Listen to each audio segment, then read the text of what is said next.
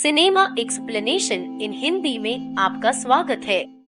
Movie की शुरुआत एक सुपरमार्केट से होती है जिसमें जैक काम करता है। जैक अपने दादाजी के साथ ही रहता है। जब जैक अपने घर जा रहा होता है अपने बॉस शैली के साथ, उसी वक्त उसके दादाजी का कॉल आता है और वो काफी घबराए हुए होते हैं। जब जैक घर के पास पहुंचने वाला होता है तभी एक आदमी कार के सामने आ जाता है, जिससे देख दोनों डर जाते हैं। जब जैक घर आता है तो देखता है कि उसके घर में दादाजी नहीं होते हैं और घर का सारा सामान बिखरा होता है। ये देख जैक घबरा जाता है और शैली को बुलाता है और गार्डन की ओर अपने दादाजी को ढूंढने लगता है। गार्डन में जैक के दादाजी जमीन पर घायल अवस्था में लेटे होते हैं।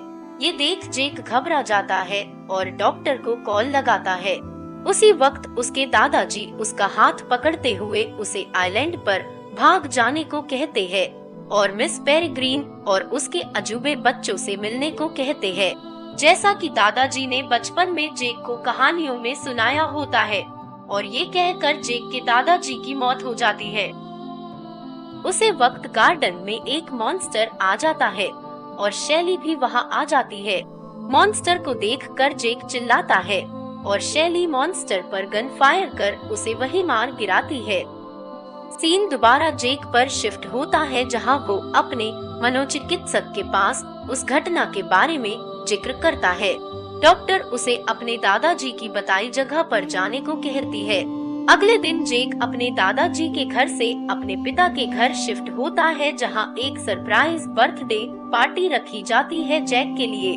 जैक जब अपने कमरे में आता है तो उसकी आंटी आती है और जैक को उसके दादाजी की एक किताब देती है, जिसमें उस आइलैंड की तस्वीर होती है और पता लिखा होता है। जैक और उसके पिता जैक के डॉक्टर से मिलते हैं और उस आइलैंड पर चले जाते हैं। आइलैंड पे दोनों एक कमरा बुक करते हैं। मैनेजर रूम की सफाई करवाने के लिए कुछ समय मांगता है। जैक और उसके पिता तब तक आइलैंड घूमने का सोचते हैं। जैक अकेले घूमने की जिद करता है। उसके पिता वही के दो लड़के केचुआ और बंदा अफलातून के साथ जैक को घूमने भेज देते हैं। दोनों लड़के कुछ दूर जाने के बाद जैक को अकेले ही जाने को कहते हैं। जैक अकेले चला जाता है और वहां पहुंचकर उस घर की हालत देखकर जैक निराश होकर होटल वापस आ जाता है। होटल में उसके पिता उसे दादाजी के द्वारा बताए गए घर के बारे में पूछते हैं। जैक कोई जवाब नहीं देता है। जैक अगले दिन वापस उसी जगह पर जाने की सोचता है और अपने पिता से झूठ बोलता है कि दोनों लड़के केचुआ और बंदा अफलातून ने उसे घूमने के लिए बुलाया है। उसके पिता मान जाते हैं और जैक को जाने देते हैं। जैक जब वापस उस जगह जाता है तो उस घर में उसे कुछ चीजें मिलती है और जैक के सामने वही बच्चे अचानक से आ जाते हैं। उन्हें देखकर जैक डर जाता है और वही भागते हुए गिर जाता है और बेहोश हो जाता है। तभी ब्राउनविन नाम की एक बच्ची जैक को उठाकर बाहर लाती है। जैक होश में आता है तो सभी बच्चे उसके सामने ही होते हैं।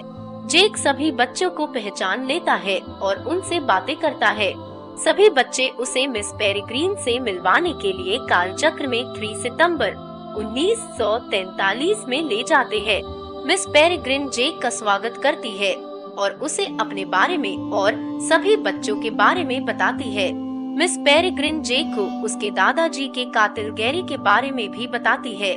मिस पेरेग्रीन जैक को बताती है कि अजूबे लोग दुनिया से छुपने के लिए काल चक्र में रहते हैं, पर गैरी एक सरफिरा वैज्ञानिक था जो अपने कुछ साथी के साथ काल चक्र में नहीं रहना चाहता था।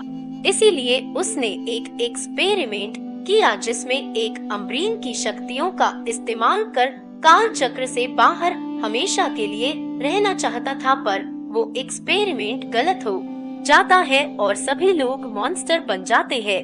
मिस पेरेग्रीन एक अम्ब्रिन होती है जो समय में यात्रा करने में सक्षम होती है। कुछ समय बाद जैक अपने होटल जाने के लिए वहां से निकल पड़ता है। तभी रास्ते में उसके पिता उसे मिलते हैं और उससे पूरे दिन उसने क्या किया इस बारे में पूछते हैं।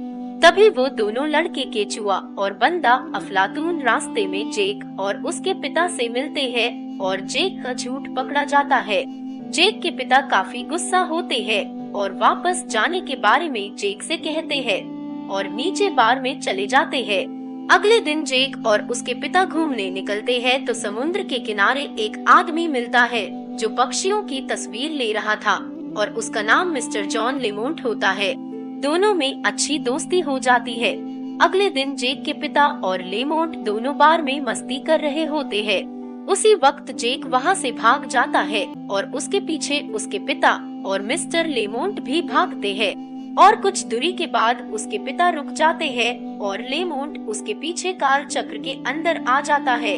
तब हम जान पाते हैं कि लेमोंट कोई और नहीं गैरी ही होता है जो जेक के साथ बहुत समय से डॉक्टर के भेष में था ताकि वो काल चक्र का पता लगा सके।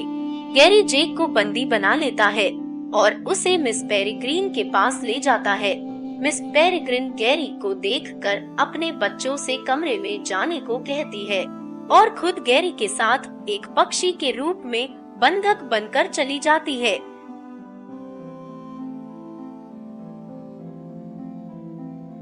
जैक मिस पेरिग्रीन को वहां से आजाद करने की बात सभी अजूबे बच्चों से कहता है और सभी बच्चों के साथ गैरी के बनाए काल चक्र में चला जाता है।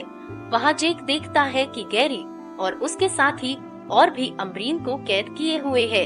जैक की लड़ाई गैरी से काफी देर तक होती है। सभी बच्चे मॉन्स्टर का जमकर मुकाबला करते हैं और सभी को मार गिराते हैं। गैरी और जेक एक कमरे में लड़ाई कर रहे होते हैं। तभी इनोक और ऑलिव आ जाते हैं और दो जेक को देखकर परेशान हो जाते हैं। पर जेक के पास भी अनोखी शक्ति होती है, वो मॉन्स्टर को देख सकता है। यही शक्ति उसके दादाजी में भी होती है। गैरी के पीछे एक मॉन्स्टर आता है और गैरी की आंखें निकाल कर खा जाता है और गैरी की वही मौत हो जाती है। अगले सीन में जेक सभी अम्ब्रीन और मिस पेरिग्रीन को आजाद कर देता है और सभी बच्चों से मिलकर उन्हें अलविदा कहता है। सभी बच्चे जेक से मिलकर अपने काल चक्र में जाने लगते हैं। एमा जेक को गुड बाय कहती है और चली जाती है। जैक वापस अपने घर आता है जहां उसके दादाजी उसका इंतजार कर रहे होते हैं और उसे गले लगाते हैं। जेक अपने दादाजी को सारी बातें बताता है। जेक के दादाजी उसे मिस पेरिग्रीन के साथ काल चक्र में जाने को कहते हैं और उनकी मदद करने को कहते हैं। जेक वापस मिस पेरिग्रीन के साथ उसे काल चक्र में चला जाता है और मूवी यही समाप्त हो जाती है।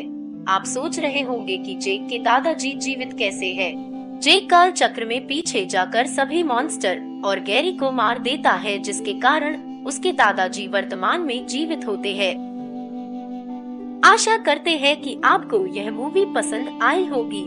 यह मूवी साल 2016 में आई थी और IMDb पर इसकी रेटिंग 6.7 आउट ऑफ 10 है।